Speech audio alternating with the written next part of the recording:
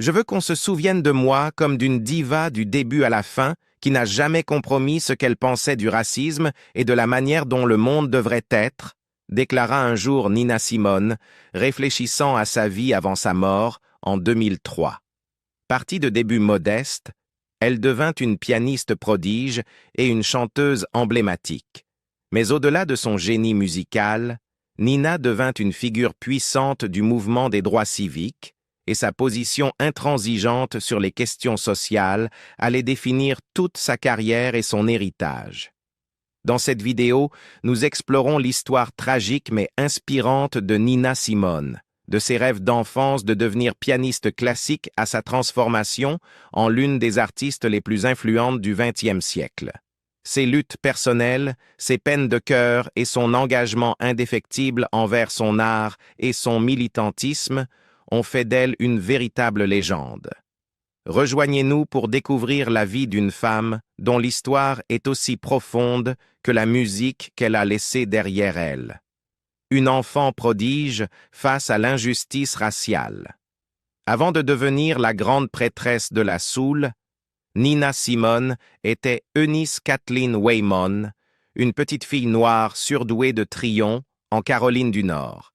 Née en 1933, la vie d'Eunice fut rythmée dès le départ par les hymnes religieux, l'ombre du racisme et un talent musical indéniable. Son père, John Divine Waymon, enchaînait les petits boulots pour subvenir aux besoins de la famille, tandis que sa mère, Mary Kate Irvine, était une prédicatrice méthodiste stricte qui inculqua à ses enfants la discipline et l'amour du gospel. À seulement 2 ans et demi, Eunice révéla son génie musical en jouant « Dieu soit avec vous jusqu'à ce que nous nous retrouvions » sur l'orgue familial. Sa mère, sidérée, faillit s'évanouir.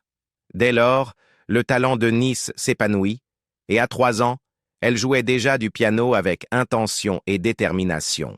Sa première professeure, Muriel Mazanovich, surnommée affectueusement Mise Mazi, l'orienta vers la musique classique, et Eunice se passionna rapidement pour Bach, Beethoven et Chopin. Son talent dépassait largement les murs de la maison familiale. La ville entière reconnut son potentiel, et membres noirs et blancs de la communauté se mobilisèrent pour financer son éducation. Grâce à un fonds local, elle reçut une formation classique. À 11 ans, elle donna son premier récital à la bibliothèque municipale, un événement entaché de racisme. Quand un ouvreur demanda à ses parents de céder leur place à une famille blanche, Eunice refusa catégoriquement. Elle exigea que ses parents restent assis au premier rang. Le public céda et elle joua. Mais cet instant marqua un tournant.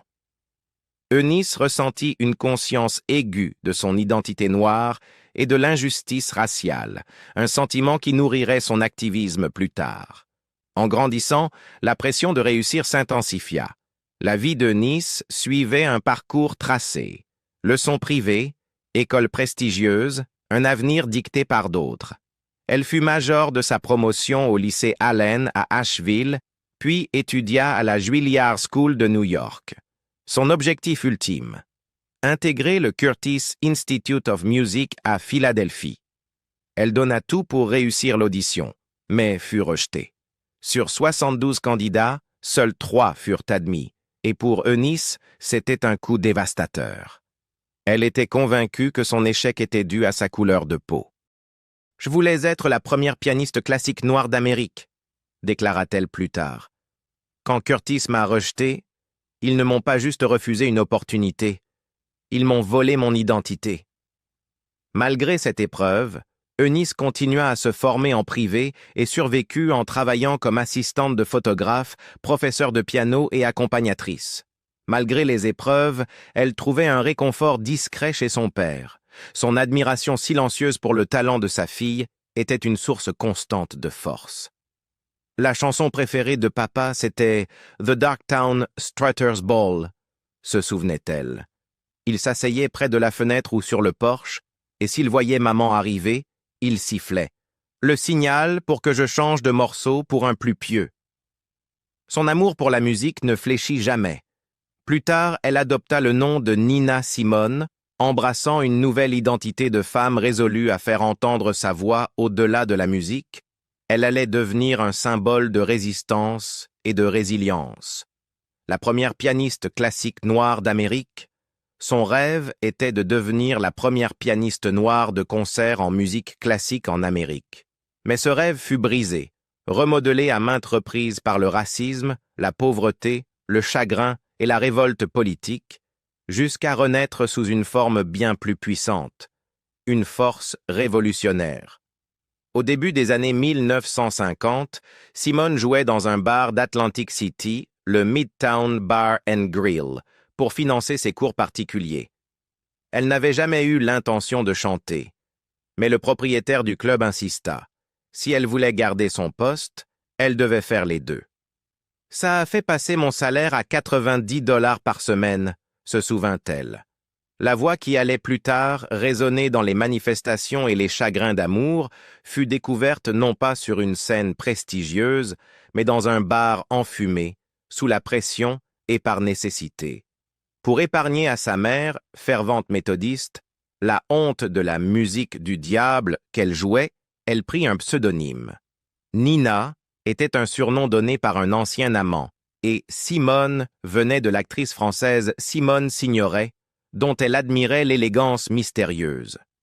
Nina Simone était née, pas seulement un nom, mais un masque pour protéger la jeune fille qui rêvait autrefois du Carnegie Hall. Son ascension fut rapide, mais entachée de trahison. En 1958, elle enregistra « I Loves You, Porgy » pour rendre service à un ami. Ce n'était pas censé être un tube. Pourtant, la chanson grimpa dans les classements et le nom de Simone devint connu. Son premier album, Little Girl Blue, suivit, mais dans son innocence, elle vendit les droits de sa musique pour $3000. Cette erreur lui coûta plus d'1 million de dollars au fil des décennies. Sa version envoûtante de My Baby Just Cares for Me, qui devint un succès en Europe bien plus tard, ne lui rapporta rien.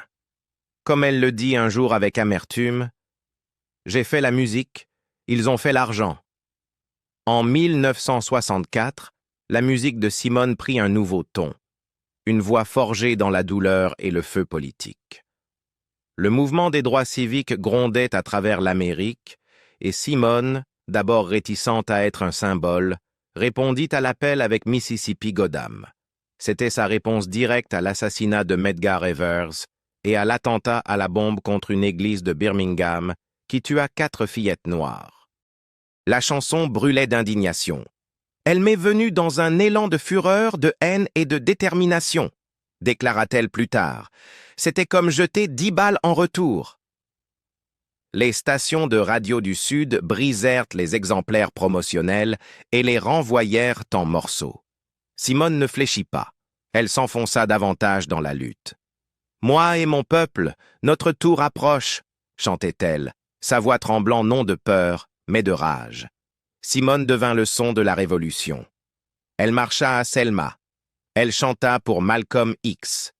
Elle idolâtrait Lorraine Hansberry, dont la pièce inachevée To Be Young, Gifted and Black devint, grâce à Simone, un hymne national. « Je me sentais plus vivante à cette époque que maintenant », écrivit-elle dans son autobiographie, « parce qu'on avait besoin de moi et que je pouvais chanter quelque chose pour aider mon peuple. » Mais le monde avait peu de tolérance pour une femme noire en colère, même si elle chantait avec la voix des anges. En 1970, la carrière de Simone aux États-Unis commença à s'effondrer. L'industrie musicale, qui l'avait autrefois célébrée, la rejeta pour ses chansons engagées. Mississippi Goddam, selon elle, avait ruiné sa carrière. Simone s'exila, d'abord à la Barbade, où elle vécut une liaison passionnée avec le premier ministre de l'île, Errol Barrow, puis au Libéria. Elle laissa derrière elle sa fille, Lisa, qui dira plus tard que sa mère avait été abusive, psychologiquement et physiquement. « J'ai été suicidaire », confia Lisa. Elle retourna vivre à New York avec son père. Simone enregistra de manière sporadique. En 1974, elle sortit « It is Finished », puis disparut de nouveau, jusqu'à l'album Baltimore en 1978, un retour discret façonné par Creed Taylor, fondateur de CTI Records. Son génie n'avait pas disparu, mais le feu en elle était devenu imprévisible. Elle pouvait émouvoir une foule aux larmes ou l'insulter depuis la scène selon la soirée. Les années 1980 furent une décennie d'errance. Elle vécut au Liberia, en Suisse, puis en France. Au club de jazz aux Trois Maillettes, à Paris, elle jouait souvent devant de petits publics pour peu d'argent. Certaines soirées étaient transcendantes, d'autres s'effondraient dans le chaos. Parfois, elle était trop ivre pour jouer correctement du piano, racontaient ses proches. D'autres fois, elle quittait la scène après 15 minutes. Ce n'est qu'en Europe qu'elle connut un étrange succès tardif. En 1987, My Baby Just Cares for Me fut utilisée dans une publicité pour le parfum Chanel No. 05. La chanson, enregistrée 29 ans plus tôt, devint un succès surprise. Simone goûta enfin à un moment de joie. Mais il fut bref. En 1988, elle s'installa à Nijmegen, aux Pays-Bas. Un médecin, ami d'un proche, diagnostiqua chez elle un trouble bipolaire. Grâce au traitement et à l'anonymat, elle trouva une paix fragile. Peu à peu, dirent à ceux qui l'entouraient, sa vie commença à s'améliorer. Peu de gens la reconnaissaient en ville. Cela lui convenait parfaitement. Elle déménagea encore, à Amsterdam puis en France, mais les fantômes ne la quittèrent jamais. Elle pouvait être radieuse ou terrifiante, drôle ou hantée. Elle parlait de ses rêves de jeunesse avec amertume. « Je voulais être une pianiste classique », disait-elle. « On m'a dit non. » Dans un monde qui refusait de la laisser être ce qu'elle voulait, Nina Simone devint quelque chose de plus grand. Elle fut brute, intrépide et inoubliable. Sa musique, pleine de contradictions et de beauté, portait les cicatrices de toutes les trahisons qu'elle avait subies. Elle chantait non seulement pour elle-même, mais pour chaque âme refusant de se taire. Sa voix résonne encore, riche, rebelle et déchirante de vérité, amour, colère et le long chemin vers la solitude. Le mot tumultueux est souvent utilisé pour décrire la vie de Nina Simone, et nulle part ce terme n'est plus approprié que dans ses affaires de cœur. Sa vie amoureuse reflétait l'intensité émotionnelle de sa musique, passionnée, chaotique et trop souvent douloureuse. En 1958, Simone épousa le batteur de jazz Don Ross. Un mariage si insignifiant pour elle qu'elle avoua dans son autobiographie ne même plus se souvenir de la date. Une bonne indication de ce que je ressentais pour lui, écrivit-elle. Tous deux s'installèrent à New York, espérant profiter de l'ascension de Simone, mais le mariage se dissout rapidement. C'est en 1961 qu'elle entra dans la relation la plus marquante et la plus destructrice de sa vie. Andrew Stroud, un détective de la police de Harlem qui s'était d'abord présenté comme employé de banque, devint son deuxième mari. Il était à la fois charmant, contrôlant et, selon Simone, profondément violent. Au milieu des années 1960, Stroud était devenu non seulement son mari, mais aussi son manager, prenant le contrôle total de sa carrière et de ses finances. Simone, toujours complexe, le qualifia un jour de « meilleur manager que j'ai jamais eu » et le surnommait affectueusement « mon flic », le remerciant de l'avoir maintenu à flot dans les moments de crise émotionnelle. Mais la vérité, qui n'émergea qu'après leur divorce en 1970, était terrifiante. Stroud lui infligea des années de violence physique et psychologique. « Il me battait », confessa-t-elle plus tard, « et j'acceptais, parce que j'étais assez forte pour encaisser. » Son départ, en 1970, fut à la fois dramatique et libérateur. Laissant son alliance sur un oreiller, elle s'enfuit à la Barbade. Ce fut la fin d'une époque, tant sur le plan personnel que professionnel. Le mouvement des droits civiques s'étiolait, et Simone ne sentait plus qu'elle avait une raison d'être en tant qu'artiste. Désabusée face aux États-Unis, elle refusa de payer ses impôts en protestation contre la guerre du Vietnam et le racisme systémique. Ses paroles dans Backlash Blues en disaient long. Vous augmentez mes impôts, vous gèlez mon salaire et vous envoyez mon fils au Vietnam. La Barbade offrit un refuge temporaire et une romance inattendue. Durant son séjour sur l'île, Simone entama une liaison avec Errol Barrow, le Premier ministre.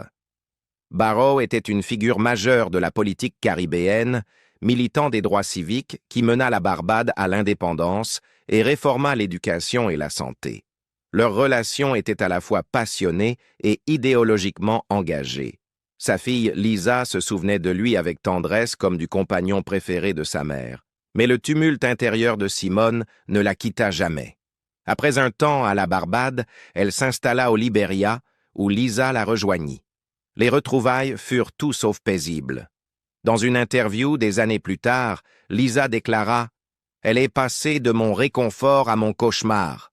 Ma mère était en colère contre le monde entier, et souvent, la seule personne autour d'elle pour en subir les conséquences, c'était moi. » À 14 ans, Lisa repartit vivre à New York chez son père. Leur relation resta brisée pendant des décennies, à tel point que Simone finit par exclure sa fille de son testament. Dans les dernières années de sa vie, Simone se retrouva loin des scènes et des manifestations qu'il avait autrefois définies. Elle s'installa dans le sud de la France et se fit connaître pour ses interviews cinglantes et imprévisibles. À 63 ans, elle confia au magazine Detail avoir vécu une récente histoire d'amour. « J'ai eu une liaison intense avec un jeune Tunisien l'année dernière, mais je ne pense pas vouloir me relancer tout de suite parce qu'il m'a ouverte comme un volcan et ça a failli me détruire. » Cette romance ne dura pas. Son amant ne put rester en France à cause de problèmes de visa, mais son impact émotionnel fut durable. « Ça a duré assez longtemps pour que je ne l'oublie jamais, ça je peux vous le dire », confia-t-elle plus tard à la BBC dans Hard Talk. À ce moment-là, Simone était devenue une légende, à la fois admirée et redoutée. Sa voix, brute, déchirante, rebelle, avait porté les fardeaux de son peuple autant que les blessures de sa propre âme. Sa vie personnelle, marquée par les abus, l'exil et la rupture, reflétait une femme constamment en guerre, contre la société, contre l'amour et parfois contre elle-même. Un dernier chapitre de solitude. Dans ces dernières années, Nina Simone vivait loin du pays qu'elle avait autrefois appelé chez elle. Ayant quitté les États-Unis au début des années 1970, elle n'y retourna jamais, pas même à la fin de sa vie. C'est dans le sud de la France, près d'Aix-en-Provence, qu'elle trouva enfin un semblant de paix en 1993, sous le soleil méditerranéen qui baignait doucement la vie d'une femme ayant vécu avec le feu dans les veines. Simone avait été beaucoup de choses, chanteuse, militante, paria, icône, mais plus que tout, elle était une survivante. Ses combats furent aussi bien extérieurs contre le racisme et la guerre qu'intérieurs. Pendant des décennies, Simone vécut sans le savoir avec un trouble bipolaire et peut-être un stress post-traumatique, subissant des sautes d'humeur incontrôlables, une colère intense et des abîmes de désespoir. Elle a vécu pendant des années avec ces troubles, sans traitement ni médicaments, nota le journaliste David Brun-Lambert, qui révéla après sa mort ce que tant de gens avaient mal compris. Ses éclats et son instabilité émotionnelle, autrefois perçus comme les caprices d'une diva, étaient en réalité les symptômes d'une douleur profonde et tue. Au début des années 1980, Simone toucha le fond. Elle était presque sans le sou, vivant dans un minuscule appartement à Paris. Elle se tenait devant des clubs du quartier latin, invitant les passants à venir l'écouter chanter, se souvenait l'écrivain Alan Light. La femme qui avait un jour électrisé le Carnegie Hall chantait désormais dans des cafés pour quelques pièces, bien loin de la grandeur que son talent méritait. Et pourtant, Nina Simone n'abandonna jamais. Avec le temps, elle commença un traitement pour sa maladie mentale. Les médicaments stabilisèrent son humeur et peu à peu, sa carrière renaquit. Elle revint sur des scènes plus importantes et une nouvelle génération redécouvrit sa musique. Son répertoire fut enfin réévalué et reconnu à sa juste valeur, écrivit Light. Mais les années précédentes avaient laissé des traces. Son rythme de tournée effréné dans les années 1960, sous le contrôle de son mari violent Andy Stroud, avait été destructeur. Elle avait eu recours aux médicaments pour tenir le coup, puis à l'alcool. Bien qu'elle niât avoir été alcoolique, sa dépendance était indéniable. Malgré tout, Simone trouvait un sens à sa souffrance. Je sais qu'elle avait le sentiment d'être seule et qu'elle continuait à se battre pendant que les autres célébraient leur diplôme, déclara plus tard sa fille Lisa. Elle n'a jamais cessé de dénoncer l'injustice. Je pense que la colère de maman, c'est ce qui la faisait tenir. C'est devenu une part d'elle. En 1993, Simone sortit ce qui serait son dernier album, A Single Woman. À la même époque, elle vécut une liaison passionnée avec un homme tunisien qui se termina brusquement. Sa famille ne voulait pas qu'il vienne en France, et la France ne voulait pas de lui parce qu'il était nord-africain, expliqua-t-elle. Même si cette romance prit fin, elle la marqua profondément. « Il m'a ouverte comme un volcan, et ça a failli me détruire, » dit-elle un jour. « Ça a duré assez longtemps pour que je ne l'oublie jamais. » À la fin des années 1990, Nina reçut un diagnostic de cancer du sein, une maladie qu'elle affronta en silence et avec courage. Même alors que sa santé déclinait, elle continua à se produire. Elle tourna encore jusqu'en 2001. Cette même force farouche qui avait alimenté son militantisme et son art la poussait à rester sur scène. Mais le prix à payer devenait visible. Comme le nota un article nécrologique, sa voix devenait plus rauque, mais sa présence restait hypnotique. Le 21 avril 2003, Nina Simone s'éteignit dans son sommeil, chez elle à Carry-le-Rouet. Elle avait 70 ans. Sa mort marqua la fin d'une vie unique, tumultueuse et transcendante. Ses funérailles rassemblèrent des centaines de personnes en deuil. Parmi elles, Myriam Makeba, Patti LaBelle et la poétesse Sonia Sanchez. Elton John, absent ce jour-là, envoya des fleurs accompagnées d'un message. « Tu étais la plus grande, et je t'aime. » Ses cendres furent dispersées à travers plusieurs pays africains. Un retour symbolique vers le continent dont les rythmes et les luttes avaient tant influencé sa voix. Simone laissa derrière elle plus de 50 albums et une réputation comme l'une des voix les plus puissantes et intransigeantes du XXe siècle.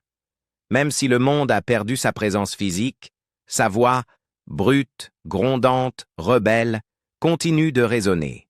Au final, c'est Simone elle-même qui l'exprimait le mieux dans son autobiographie. « Je n'ai aucun regret. » La vie de Nina Simone fut un mélange de talents extraordinaires et de combats personnels profonds.